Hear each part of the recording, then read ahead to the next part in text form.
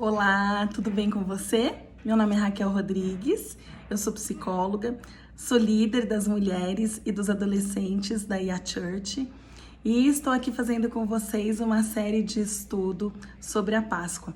Hoje nós estamos no vídeo 5, que vai falar sobre a crucificação, sobre quando Jesus é preso e condenado. Bom, então, assim, pra gente só retomar, né? Então, Judas traz Jesus, entrega ele quando ele tá orando lá no Jardim de Getsemane. E no que ele entrega Jesus, começa toda a condenação aí em cima de Jesus. Hoje o texto que a gente vai estar utilizando, eu vou só lembrar, vou voltar algumas coisinhas antes, mas nós estamos em João, tá? E em João, né, Jesus, lá em João 13, no versículo 21, é quando Jesus aponta o traidor. Ele tá lá na ceia conversando com os discípulos, ele faz uma cerimônia com os discípulos de lavar os pés deles, para mostrar quem ele era, né, o tanto que eles deveriam estar puros diante do Filho de Deus. E após isso, ele aponta quem é o traidor, né, quem vai vir trair, e ele mostra. Logo que eles estão ali ceando, Judas se incomoda porque ele sabe que é ele, né? Assim, ele tem aquela coisa, ele pega um pão e sai. Nesse momento é onde Pedro também é avisado que ele vai negar Jesus por 3 vezes. E aí, isso acontece, eles vão orar no Jardim de Getsemane e aí acontece então, né, de Jesus ser pego pelo povo, pelos chefes sacerdotes, pelos soldados ali e levado para ser condenado, né? Levado para ser não ouvido, né? Mas infelizmente para ser humilhado diante de Pilatos. E nesse momento, né? Assim, quando ele chega, em nenhum momento Jesus esperneia nada. Pilatos ainda pergunta, né? Quem é você? Você é o realmente Messias? E ele afirma: eu sou o Filho de Deus, né? Eu sou Jesus. Eu sou aquele que vim para salvar o mundo. E nesse meio tempo, né? A mulher de Pilatos, ela ainda tenta convencer Pilatos de que ele era inocente. Mas Pilatos é um governador, tá querendo agradar o povo tá enfurecido, estão no meio de uma festividade, tá no meio da Páscoa, e ele condena Jesus. Mas por estar no meio da Páscoa, o que ele faz? Ele decide então, que assim, como é uma tradição de liberar uma pessoa que está presa. E aí ele oferece pro povo: olha, nós temos Barrabás. E, gente, Barrabás era um bandido pesadão, tá? Então, assim, vamos imaginar alguém, né? Ele matou muitas pessoas, ele participou de bastante, como se fosse uma revolução. Então, assim, era um grande assassino. E aí perguntou: quem que vocês preferem soltar, Barrabás ou Jesus? E o povo gritava: libera Barrabás, libera Barrabás. E aí Pilatos fala: e o que vocês querem fazer com ele? Crucifica. E o povo gritava: crucifica, crucifica. Pilatos fez isso no sentido de livrar a barra dele. Então assim, não fui eu que condenei, né? Não fui eu que fiz isso, foi o povo que quis isso. E nesse instante, Jesus começa a sofrer as maiores atrocidades. Uma das primeiras atrocidades que ele sofreu, os soldados pegaram Jesus, falaram: você diz que é rei? Eles fizeram uma coroa de espinho, pontuda, e cravaram na cabeça dele: você não é rei? Tá aqui a sua coroa. E fincaram na cabeça de Jesus, e o sangue escorria ali, e ele sentia ali toda a dor, toda maldade do homem.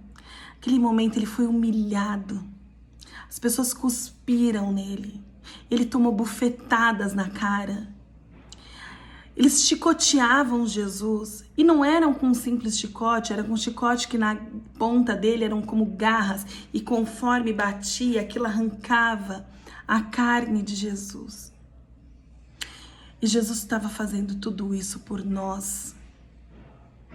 Jesus estava suportando aquela dor, toda aquela ofensa por mim e por você. E quantas vezes a gente não aguenta, um irmão nos ofende, fala alguma coisa, a gente fica extremamente estressado. Ai, falou mal de mim. A gente não faz ideia do tamanho do sofrimento que Jesus carregou sobre ele, por mim e por você. Nós temos o peso de Jesus na cruz, mas ele livrou a gente desse pecado, e ele leva sobre si. Preparam uma cruz de madeira pesada, e ele tem que carregar aquela cruz, e ele sai carregando aquela cruz para um local chamado Calvário. Isso vocês podem ver lá em João 19, no versículo 17, a partir do 17, tá? Que começa a falar mais a crucificação. E Calvário em hebraico significa Gólgota. Então eles vão levando, né, Jesus até lá, e as pessoas vão gritando com ele, e aí os chefes, né, vão xingando, vão humilhando, e aí escrevem ainda, né, na cruz dele, com um sentido de ofensa mesmo.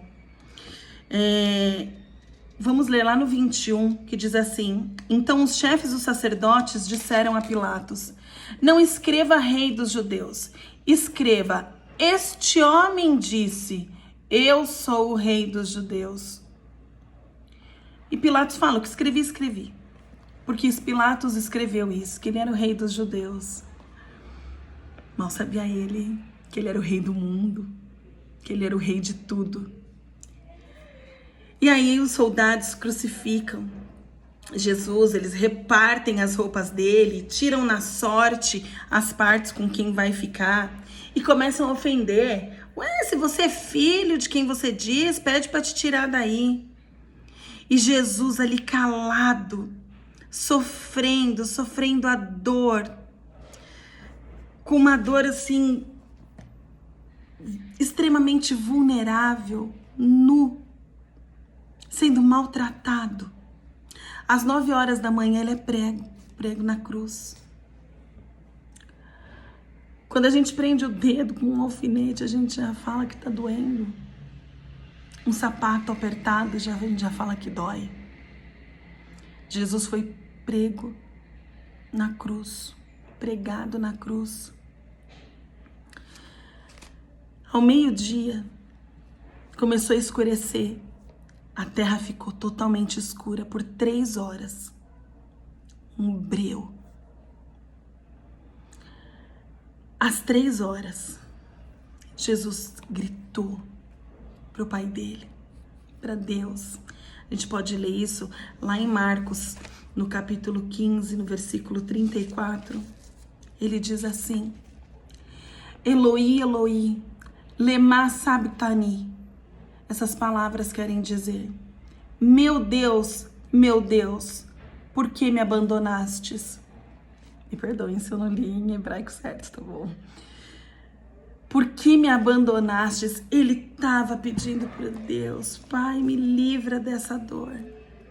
Mas faça o que o Senhor quiser. Faça o que o Senhor tem que fazer. Ele olhava no ato da sua dor, no ápice da sua dor de crucificação. Ele olhou para o povo e falou para o Pai: Pai, perdoa-os. Eles não sabem o que dizem. Jesus ainda teve misericórdia da gente no meio da sua dor. E naquele momento, às 3 horas da tarde, o Imaculado, o puro, o nosso Deus, ele morreu. E na hora que ele morre, ele dá um grito bem forte e diz que está consumado.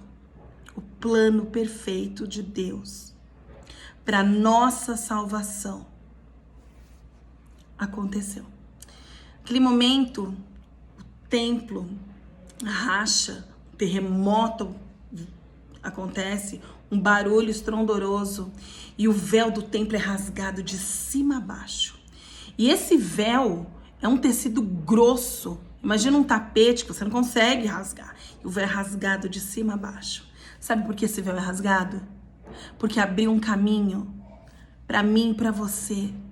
Um caminho da eternidade. Um caminho que Deus fez uma aliança com a gente novamente. A aliança que é para você aceitar Jesus como teu único e suficiente Salvador. A aliança da nossa vida eterna. Jesus ganhou a chave do inferno e da morte. Ele venceu. Ele não morreu. Porque no terceiro dia ele ressuscita. E a gente vai falar disso no próximo vídeo. Se vocês estão gostando desse estudo, peço para vocês curtirem aqui, comentem, compartilhem com os amigos, se inscreva aqui, ativa o sininho para vocês receberem as notificações. Eu estou muito feliz de fazer esse estudo com vocês. Que Deus abençoe, que vocês não se esqueçam do verdadeiro significado da Páscoa, que Jesus Cristo é o Senhor das nossas vidas. Um beijo grande, Deus abençoe.